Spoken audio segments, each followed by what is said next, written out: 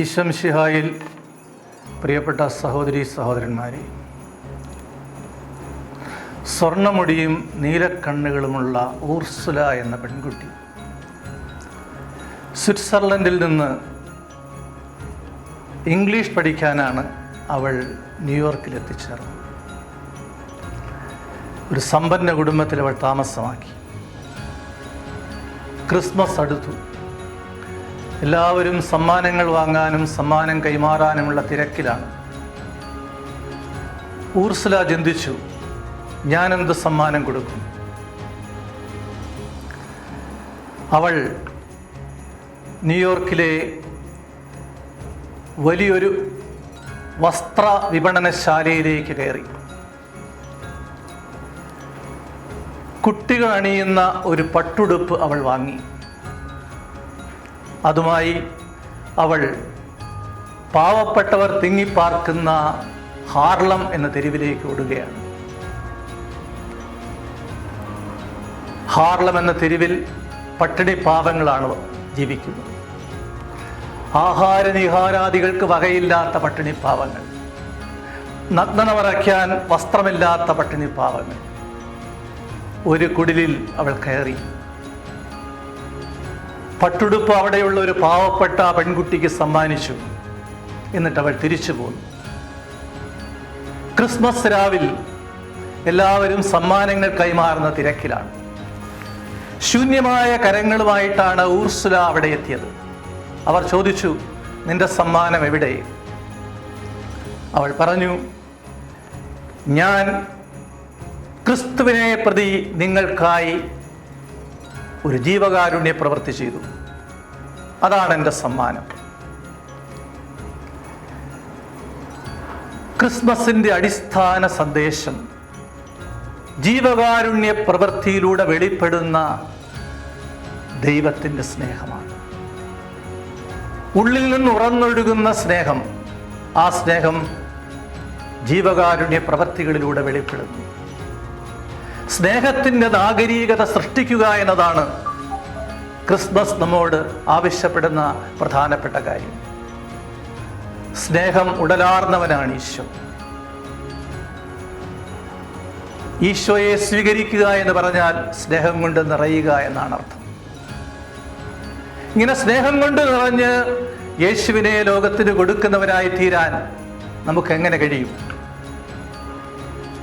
കർത്താവിൻ്റെ തിരുജനനവുമായി ബന്ധപ്പെട്ട 5 വചനങ്ങൾ ധ്യാനിച്ചുകൊണ്ട് നമുക്കെങ്ങനെ സ്നേഹത്തിൻ്റെ നാഗരികത കെട്ടിപ്പടുക്കാമെന്ന് വിശദീകരിക്കാനാണ്, വ്യാഖ്യാനിക്കാനാണ് ഞാൻ ശ്രമിക്കുക.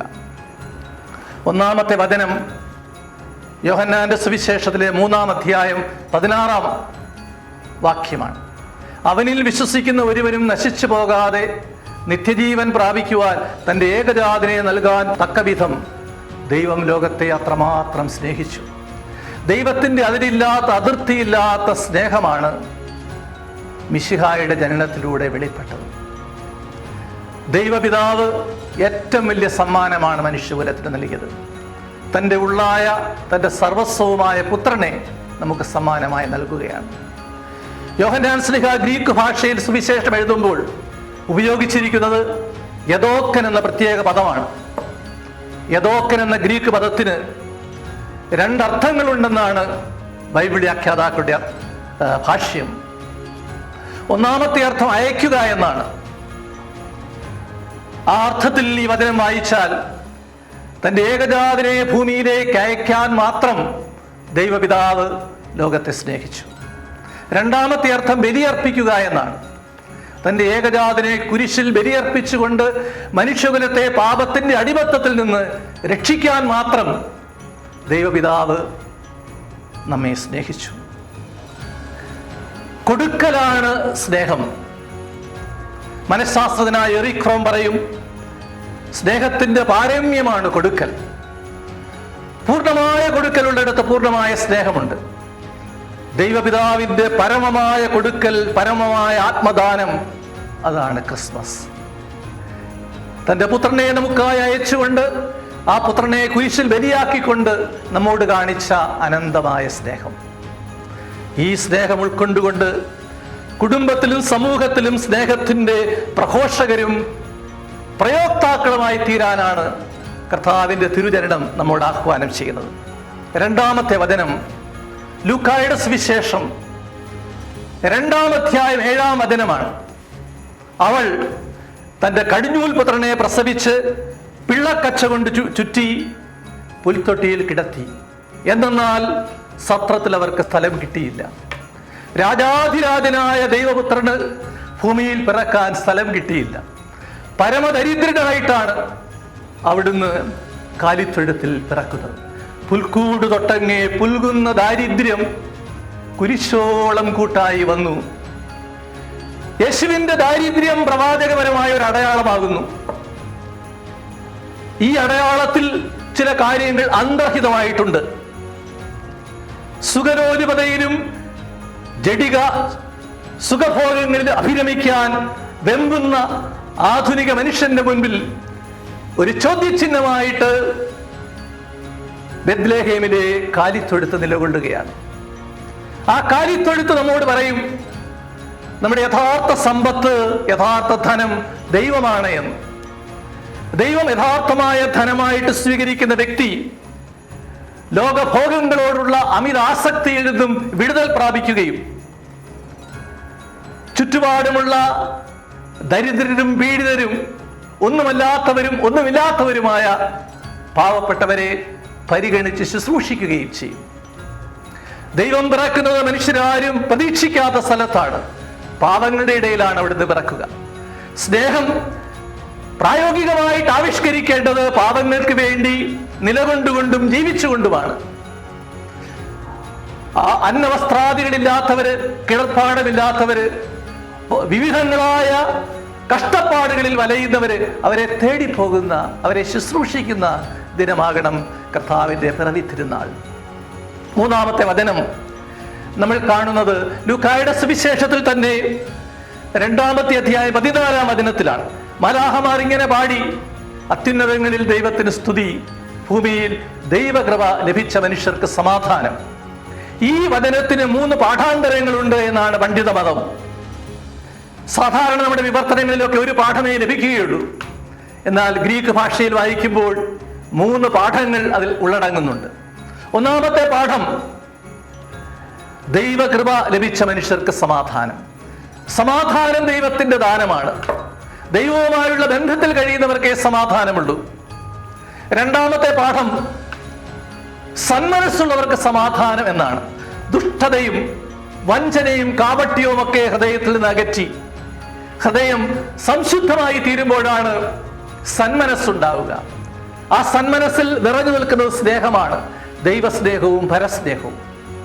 മൂന്നാമത്തേത് സമാധാനം, നല്ല ശരണം, പ്രത്യാശയാണ് സമാധാനത്തിന്റെ ഉൾക്കാമ്പ്.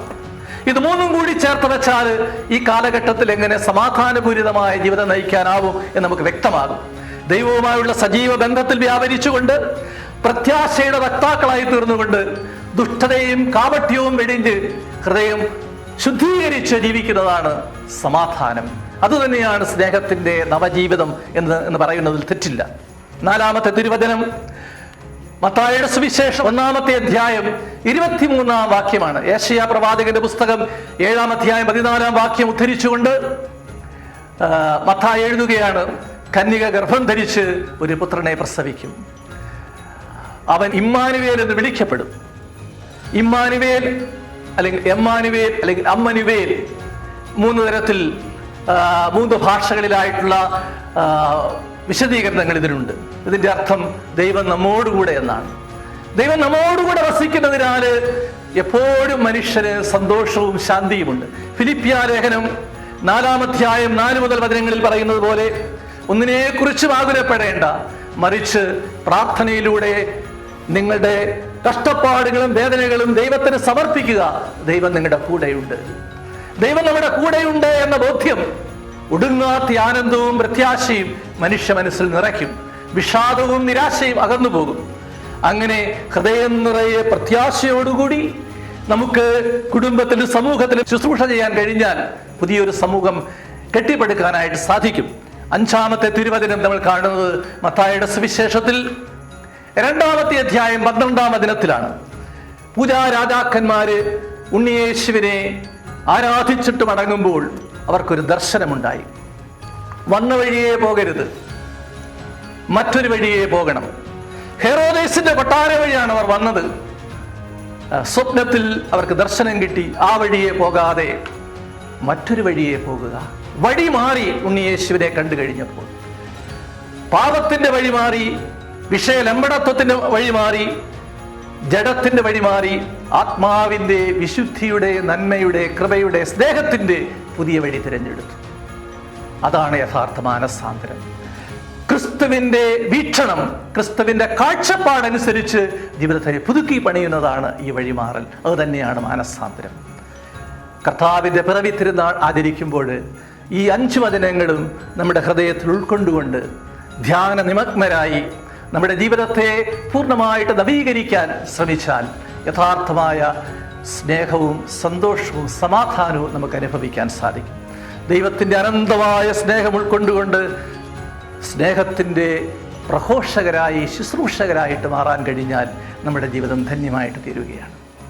സത്രത്തിൽ സ്ഥലമില്ല എന്ന വചനത്തിൻ്റെ പൊരുൾ ഉൾക്കൊണ്ടുകൊണ്ട് പാവപ്പെട്ടവരെയും പീഡിതരെയും തേടി നമുക്കുള്ളതൊക്കെ പങ്കുവെച്ചവരെ ശുശ്രൂഷിക്കാൻ സാധിക്കുമ്പോൾ കർത്താവിൻ്റെ പിറവിക്ക് നമുക്ക് ദൃക്സാക്ഷിയാകാനായിട്ട് സാധിക്കും.